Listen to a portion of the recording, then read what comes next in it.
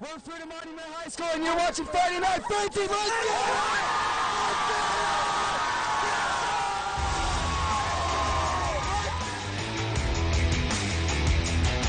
go! It's Friday Night Frenzy, presented by Tim's Auto Glass.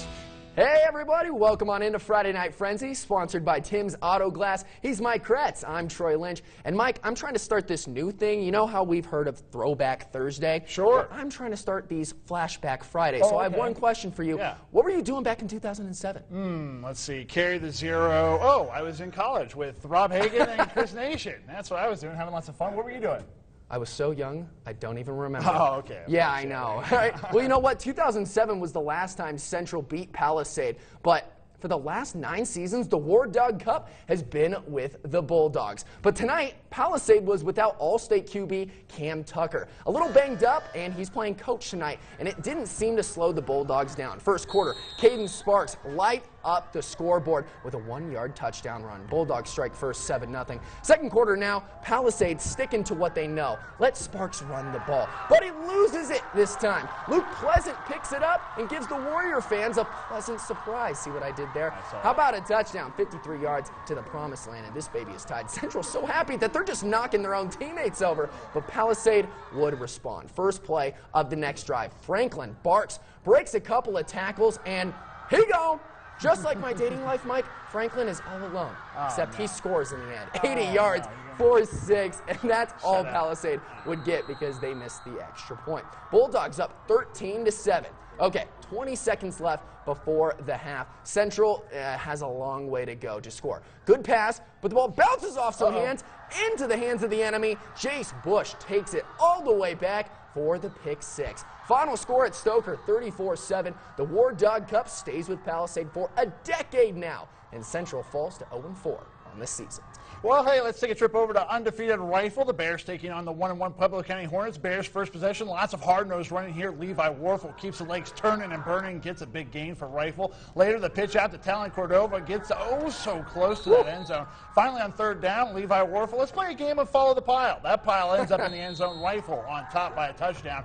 On the ensuing kickoff, Hornets looking to make something happen, but a tackle near the sideline puts an end to that. Later, Chase Hartman with the play-action pass. He would end up finding Roger Valdilis for the 22-yard gain. And apologies in advance. Unfortunately, I was only able to get the second half of this play, and apologies to the Bears, because this was the first touchdown that they gave up to the Jose Hanford, make it 7-6 Bears after the missed extra point. But next Rifle possession, check out the replay. Check out the speed from Kenny Texcola. Hits the corner, finds the pylon. Another touchdown for Rifle, makes it 14-6. Later in the second, more hard-nosed running from the Hornets as we see Hanford get the pad level low. But the Bears D held up for the field goal try. It's up and good. Make it 14-9 Bears. But Rifle's not done. Check out Holden Stutzman rifle this one into Kenny Texcola. Bears doing it on the ground and air, sniffing that end zone again. Here is a slick handoff to Levi Warfel. Warfel, I love the name and I love the rough run me he too. exhibits here. And then finally, this is an odd play. The handoff goes straight into the pile, and you know, you're waiting for the refs to blow the whistle, but they don't. And that's because that pile keeps moving closer and closer to Peter. Finally, the whistle and eventually the signal. That's a touchdown, folks. The Bears stay perfect and go on to win 48-22. And that's my first time in Rifle, and I got to say, that's just such a beautiful drive. It really is. And, you know, it's definitely, the drive is worth it when you go out and see the Bears play, because they're the best team in 2A right now. That's right, yeah. Really good. And you know what? Another beautiful drive is to Olathe. And they had their first win of the season a week ago, which snapped a 2-game losing streak. They had the opportunity to reach 500 tonight, which would be big for head coach Ryan Korn and his program. We had our guy Rob Hagan out there. Rob, what you got for us? Well, Troy, Mike, since it's the Olathe Pirates, I have a joke. Oh, boy. What's a pirate's favorite letter? Oh, no. I know Don't. you're thinking it's the letter R, Oh, but it'd gosh. actually be the C, but it should be F for Friday Night Frenzy. Yeah. Let's go to the highlights. All right. Let's do it. It's time for the Friday Night Battle, boys and girls, and both teams are getting hyped and getting me hyped for Week 4 of the Frenzy. Eric Mays takes the snap and search and seek and sails it to Josh Sowards for 6 and for the first touchdown of the game. They go on to get the extra point. Do the Pirates have an answer? Let's see. Dedrix Waterman throws and catches his own pass, and the answer is no.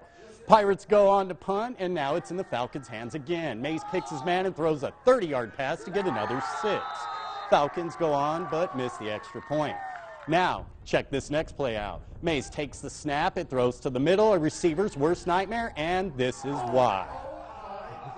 Troy, a short time ago when I was a receiver, we called this the ice play because after the ball is caught, the receiver is put on ice. Peyton Polzin is dazed and confused from the truck that just hit him, and that's not all, folks. He's also missing 3 teeth, but this Warrior walks off the field and continues to play. How do you feel now, and are you okay? Yeah, my head's fine. My teeth are out. I got a good orthodontist, so shout out to Dr. Jackson. He'll fix me up real good.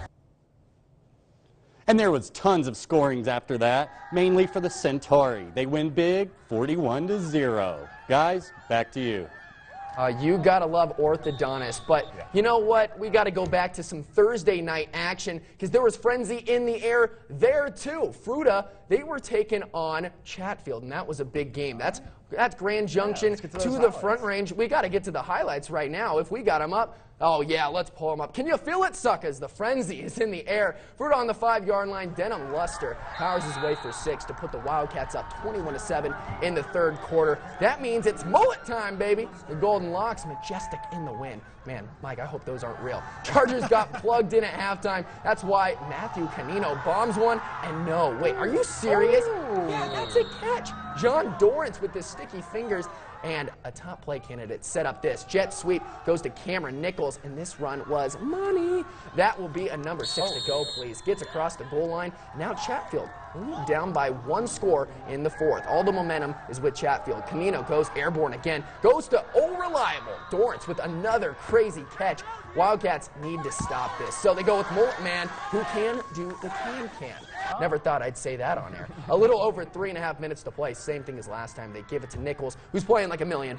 Gets into the end zone again. Now the Chargers can tie with an extra point, or they can go for 2. But they want the win, Mike. Jack Wells in at QB, fakes everyone out, plenty of space. Josh Becker is wide open, and that's good for 2. Absolute craziness at Stoker. Chatfield would come back to beat the Wildcats 22-21, but it's not all bad, Fruita. At least you guys got this guy's sweet dance moves. Gotta love it. All right, now to some other scores. We had the Panthers versus...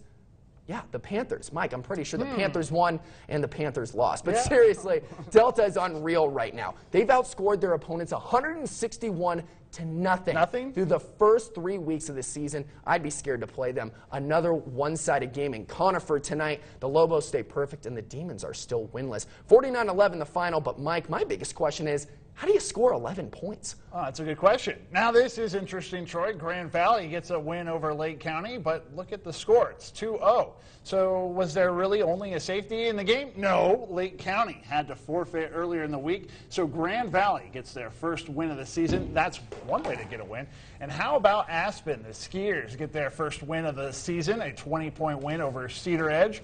So both teams now 1-2.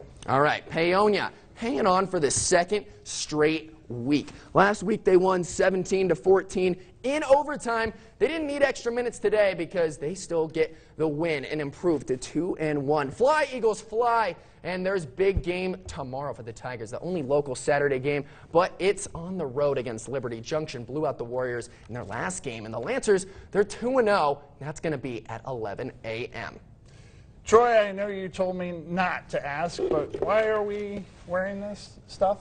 You know, Mike, we're journalists, so we're forced to ask questions, but I told you not to ask this question today. I just felt like this is what all the kids are wearing, but no, I have a good reason, so let's go to today's Fan of the Day. This might have been the easiest choice for Fan of the Day. Mike, look real closely at the Fruita Monument student section. None of them are matching, and it's all random. They had a bear wizard who was a conductor, a chicken bumblebee. I don't even know what the guy to the left is doing. A Christmas sweater wearing track star with some sweet shades, a Jedi in his turd. I don't know. It's just weird. But that was the point. I don't know. I just did. I talked to the Fruita student section, and they try to have a theme each week. And this week was Get Weird. And boy, did they accomplish that. Made me laugh and hope there's more of this in the future. Good job, Wildcats. All right, let's do the top plays of the week. Play number 3, Chase Hartman calls his own number, and it looks like He has a lane to cut in, but that is closing quickly due to Rifle's Caden Wolf. Come to blow up the play. Ouch. Let's go on to play number 2. Yeah, let's check it out. The second best play of the day. Central's offense needs some help scoring, so the defense forces a fumble, and Luke Pleasant picks up some loose change and cashes in at the end zone bank for 6 points, and the Warriors celebrate hard, and we'd love to see that, but they did end up losing to the Bulldogs. Tough loss for them. Our top play, though, goes to Chatfield's John Dorrance. Well defended, but it doesn't matter. Keeps it from touching the ground somehow and lands pretty hard. But one more time in slow motion, the control on this play is crazy, and he had a big part in Chatfield's come from behind win. Those are some nice top plays, but you know what? I think the fans of the day are going to come away with this one. Yeah. And I like our look. I think we're going to keep it.